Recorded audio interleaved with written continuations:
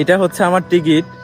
ঈদের একদিন আগে আমার দেশে যাওয়ার কথা ছিল, আর এই টিকিটটা কাটছি আমি আমার পরিবারের মানুষকে না জানায়া তাদেরকে সারপ্রাইজ দেওয়ার জন্য এই টিকিটটা কাটছিলাম। তো এই টিকিটটা আমি আগে ছিঁড়ি, তারপরে বিস্তারিত ঘটনাটা আপনাদের মাঝে শেয়ার করব। তো এটা এইভাবে রাইখা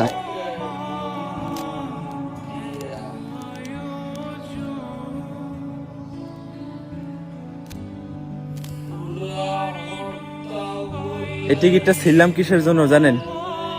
55 ডিগ্রি তাপমাত্রা সহ্য না করতে পারিয়া আমার মা রে বলছিলাম, মা আমার তো এখানে অনেক কষ্ট হয়, তো আমি এইখানে থাকবো না, দেশে চলে যাব।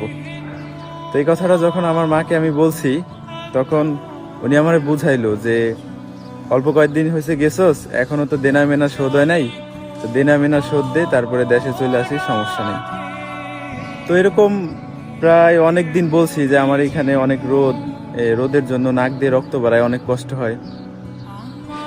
তো এটা বলার পরে তারা আমার সবসময় বুঝাইছে যে দেনা শোধ হলে চলে আসিস, তখন দেশে এসে একটা কিছু করিস। তো তাদের কথা শুনে আমি 2 বছর এখানে কাটাইছি। তো কাজ করতে করতে এমন হয়েছে যে নাক দিয়ে পর্যন্ত রক্ত বেরোইছে, নাকের মধ্যে টিস্যু দিয়ে পর্যন্ত কাজ করছি। তারপরও কাজ করে দেনা মেনা শোধ দিছি, ফ্যামিলি চালাইছি, অনেক কষ্ট করছি। তো আজকে যখন পরিবারের মানুষকে জানাইলাম যে আমি তো ঈদের একদিন আগে বাড়িতে আসতেছি, তো আমি টিকিট কেটে ফেলাইছি, আপনাদেরকে জানাইনি। তো এটা শোনার পরে আমার আম্মু একটু ক্ষিপ্ত হয়ে আমার সাথে কথা বলতেছিল। তো কয়েক কথা বলার পরে উনি ফোন কাইটা দিছে। ফোন কাইটা দিয়ে উনি বলতেছে যে আমি যদি দেশে যাই তাহলে সে নাকি বিষ খেয়ে মরে যাব। এই কথাটা আমার কানে শুনি নাই আমি, এটা আমারে বলছে হচ্ছে আমার পাশের বাড়ির এক ভাই, যে তুই বাড়িতে আসতেছস, তুই বাড়িতে আসলে তোর আম্মু নাকি বিষ খেয়ে মরে যাব।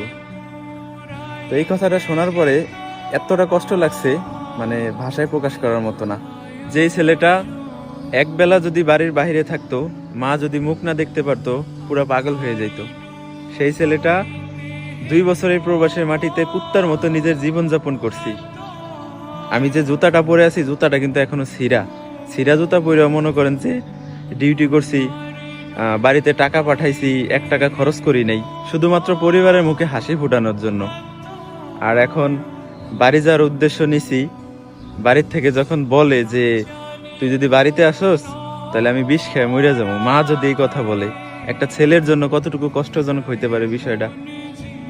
আমিও বলে দিছি যে আমি যদি এই প্রবাসের মাটিতে মারাও যাই, আমার লাশটা যেন বাড়িতে না যায়।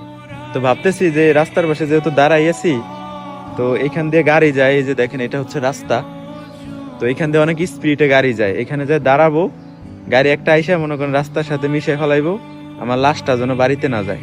না জানি কোন